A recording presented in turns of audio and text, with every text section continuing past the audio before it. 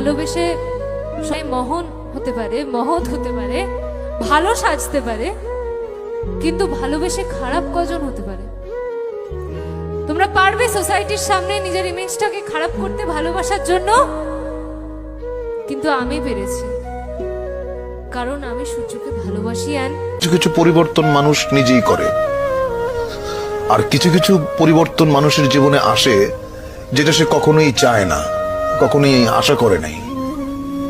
এরকম অনেক জিনিস ঘটে, সেটা আমার জীবনে বহুবার ঘটেছে। আমি যেটা করতে চেয়েছি সেটা করতে পারিনি। আমি যাকে আঁকড়ে ধরতে চেয়েছি সে আমাকে ফেলে চলে গেছে, বা যাকে আমি স্নেহ দিতে গেছি সে আমাকে ঘৃণা করেছে। ভালোবাসাকে বর্ণনা করা যায় না, এটা একটা অনুভূতি। এই কথাটা তারাই বুঝবেন